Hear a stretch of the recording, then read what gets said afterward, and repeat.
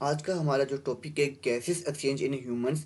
इसको डिस्क्राइब करने से पहले हमारा ये जो कॉन्सेप्ट है ये क्लियर होना चाहिए कि सेलुलर रिस्पायरेशन में और ऑर्गेनिज्मिक रिस्पायरेशन में क्या फ़र्क है।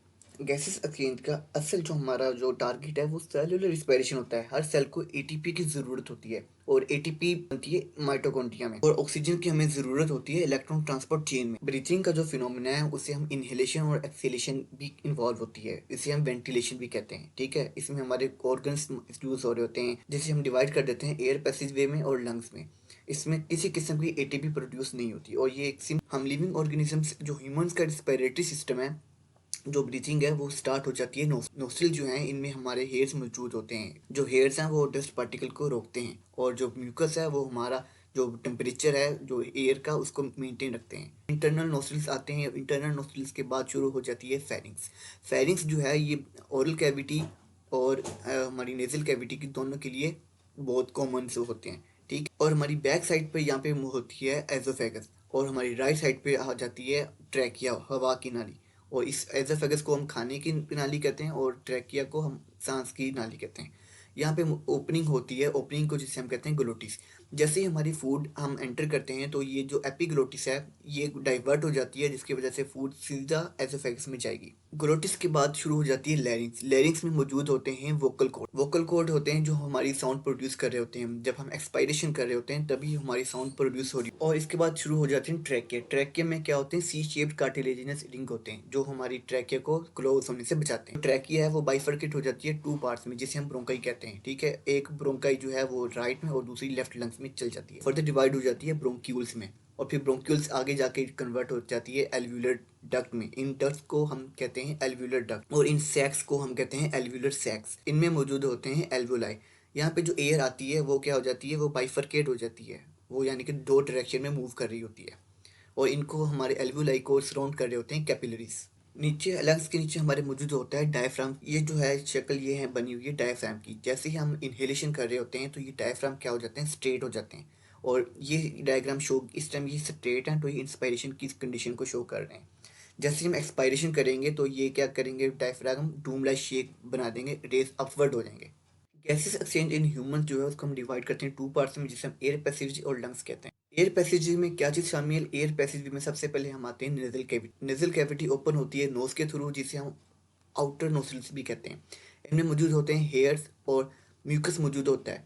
हेयर्स क्या करते हैं, वो फिल्टर दी डस्ट पार्टिकल, जबकि म्यूकस क्या करते हैं, वो मॉइस्चर करते हैं and warm the incoming air. इसके बाद आ जाते हैं फेरिंग्स, जो कि शुरू होती है इंटरनल नोस्ट्रिल्स के बाद। यहाँ पे देख सकते हैं कि यहाँ पे हमारे एक्सटर्नल नोस्ट्रिल्स होते हैं और यहाँ पे इंटरनल नोस्ट्रिल। इंटरनल नोस्ट्रिल्स के बाद क्या शुरू हो जाती है, फेरिंग्स। फेरिंग्स जो है ये फूड और एयर के लिए कॉमन होती है। फेरिंग्स जो है वो डिवाइड हो जाती है एसोफेगस में और लैरिंग्स में। एसोफेगस जो है वो हमारी फूड की नाली होती है, ठीक है, और जो एयर है वो एंटर हो जाती है लैरिंग्स में।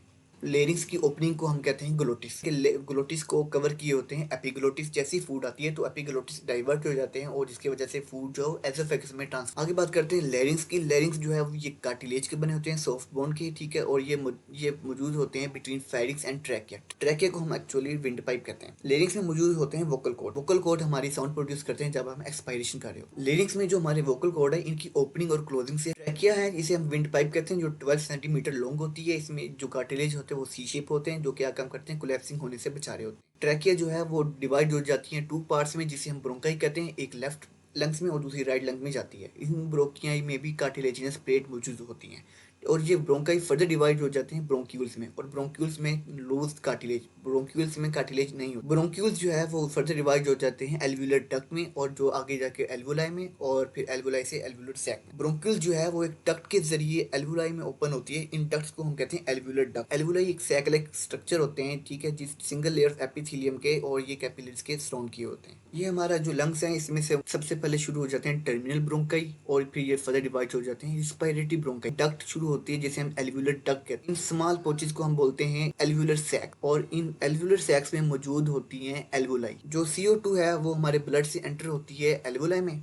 और एल्वुलाई में ऑक्सीजन जो है वो एंटर हो जाती है हमारे ब्लड में। अगर हम वायरस की बात करें, कोई भी वायरस अगर हमारे इस एल्वुलाई में एयर के थ्रू एंटर हो जाता है तो यहाँ पे मौजूद होते हैं मैक्रोफेजेस, जो उस वायरस को फौरन किल कर देते हैं। अगर हम वायरस की बात करें लाइक कोरोना वायरस, वो हम क्या करते हैं, यहाँ पे वो हिडन हो जाते हैं ठीक है, यहाँ पे वो शो ही नहीं होते और वो अपने आप को हिडन कर लेते हैं, जिसकी वजह से हमारे जो बॉडी है वो उसकी उनके खिलाफ एंटीबॉडीज बना नहीं पाता। और यहाँ पे फिर वो क्या करते हैं, अपने आप को वो मल्टीप्लाई करते हैं, और जब वो बहुत ज़्यादा बढ़ जाते हैं और तो वो फिर हमारे यहाँ पे रिस्पिरेटरी इन्फेक्शन काज कर देते हैं। आगे शुरू हो जाती है पल्मोनरी आर्टरी। पल्मोनरी का वर्ड हम यूज़ करते हैं लंग्स के लिए, ठीक है। अगर कोई ब्लड वेसल्स ब्लड को लेके जा रहा है अवे फ्रॉम हार्ट, उससे हम बोलते हैं आर्टरी।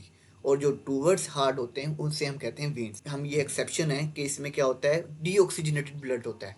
हमारे जितनी भी आर्टरीज हैं उसमें ऑक्सीजनेटेड ब्लड होता है, और जो पल्मोनरी वेन्स होती है इसमें क्या होती है, ऑक्सीजनेटेड ब्लड होता है। बेसिकली हमारी तमाम वेन्स में डीऑक्सीजनेटेड ब्लड होता है, लेकिन ये पल्मोनरी वेन है, ये एक्सेप्शन है इस जिसमें कौन सा ब्लड होता है, ऑक्सीजनेट। अगर हमारा ब्लड जो है वो सर्कुलेट हो लंग्स से और हार्ट के दरमियान तो हम उसकी बोलते हैं पल्मोनरी सर्कुलेशन।